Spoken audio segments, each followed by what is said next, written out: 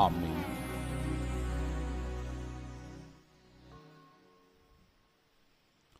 இத்தாலியில் 1902 வாழ்ந்த 11 வயது சிறுமிதான் மரிய கொரட்டி.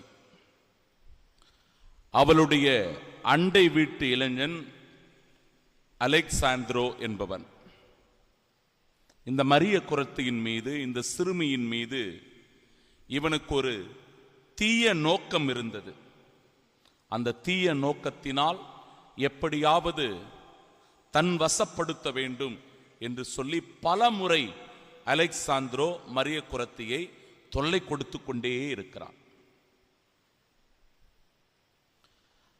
தான் தூய்மையாக வாழ வேண்டும், தன் கற்பை இறைவனுக்கு அர்ப்பணித்து வாழ வேண்டும் என்று விரும்பிய மரிய கொரத்தி அந்த தீயவனுடைய ஆசைக்கு இணங்கி போகவில்லை, வெறுத்தாள். தன் தூய்மையை காப்பாற்ற அவள் போராடினாள். இதனால் மிகுந்த சீற்றமும் கோப வெறியும் கொண்ட அலெக்சாந்திரோ சிறுமி மரிய கொரத்தியை 14 முறை கத்தியாலே குத்துகிறான். கொடூரமான ஒரு கொலை செய்கிறான். மரணப்படுக்கையில் உயிருக்கு துடித்துக் கொண்டிருந்த மரிய கொரத்தி அந்த இடத்திலே வந்து ஜெபத்தில் ஈடுபட்டிருந்த குருவானவரிடத்தில் சொன்னாராம், நான் அலெக்சாந்திரோவை முழுமையாக மன்னிக்க விரும்புகிறேன். இந்த அலெக்சாந்திரோ என்னோடு விண்ணகத்தில் இருக்க வேண்டும் என விரும்புகிறேன் என்று சொல்லிவிட்டு அவருடைய உயிர் பிரிந்து போனதாம். பிரியமானவர்களே, அலெக்சாந்திரோ தன்னுடைய கொலை செயலுக்காக 27 ஆண்டுகள் சிறைவாசம் இருந்தார். அவர் சிறையில் இருக்கும்போது மரிய கொரத்தி கனவில் தோன்றி, அந்த காட்சி இவ்வாறு வெளிப்படுகிறது. மலர்களை அவருக்கு காணிக்கையாக கொடுத்திருக்கிறார். இந்த காட்சியை கண்ட பிறகு மனமுருகி மனம் வெதும்பி அழுது எப்படியாவது கடவுளுடைய மன்னிப்பை பெற வேண்டும் என விரும்பி சிறைவாசம் முடிந்து நேரடியாக மரிய கொரத்தியினுடைய தாயை சந்தித்து மன்னிப்பு கேட்டிருக்கிறார்.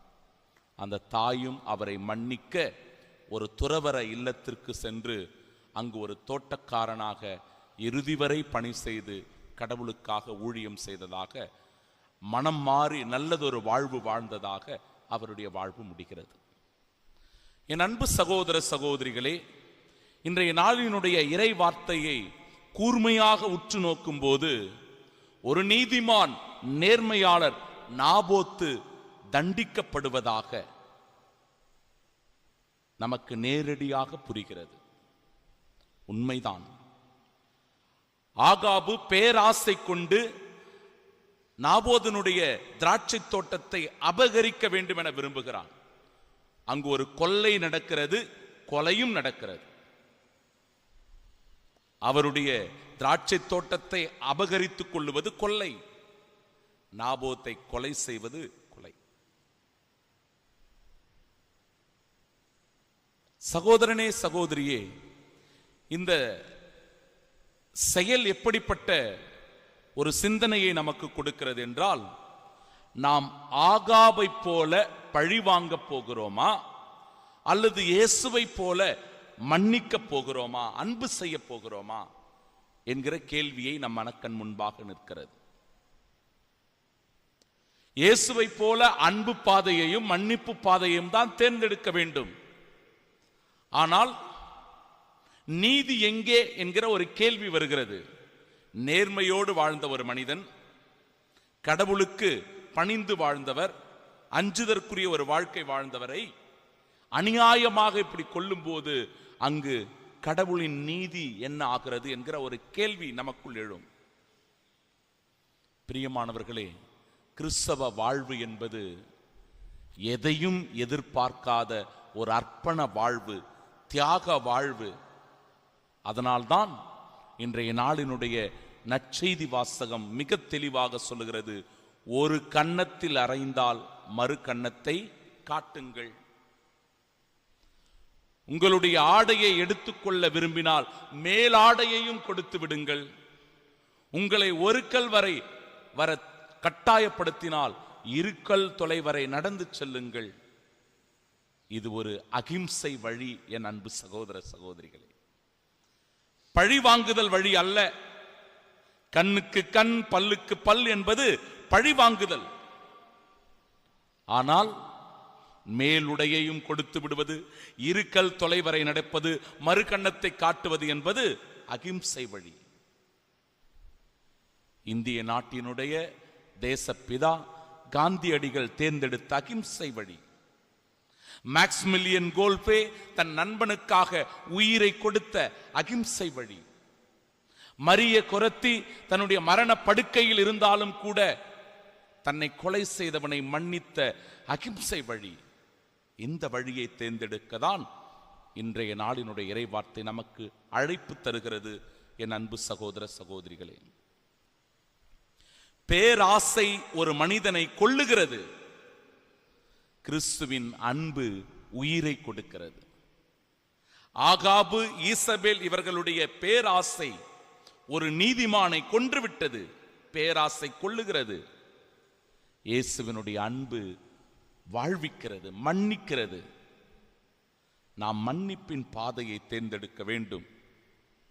கேட்பவருக்கு கொடுங்கள் என்று இறைவார்த்தை சொல்லுகிற போது, சகோதரனே சகோதரியே, எத்தகைய ஒரு கிறிஸ்தவ தியாக வாழ்வை வாழ்வதற்கு நாம் தயாராக இருக்கிறோம். 10 கட்டளைகள் நமக்கு தெளிவாக தெரியும்.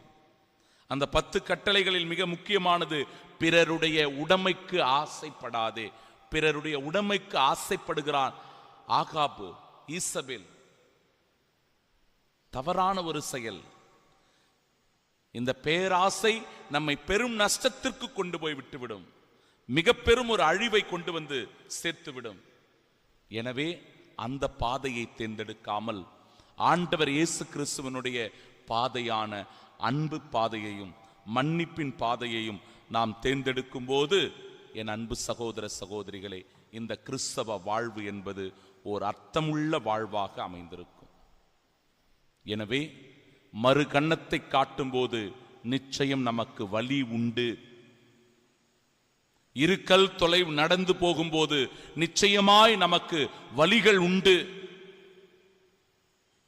ஆனாலும் இந்த வலிகளை தாங்கிக் கொள்ளும் போதுதான் கிறிஸ்தவ வாழ்வு அர்த்தம் பெறுகிறது என்பதனால் நாமும் கிறிஸ்துவின் துன்பத்தில் பங்கெடுக்கின்ற பாக்கியம் பெறுகிறோம். அதன் வழியாய் நமக்கு மீட்பும் நல்வாழ்வும் நிலை வாழ்வும் உண்டு என்கிற உறுதியான நம்பிக்கையோடு இந்த நாளில் அடியெடுத்து வைப்போம். ஆமென்.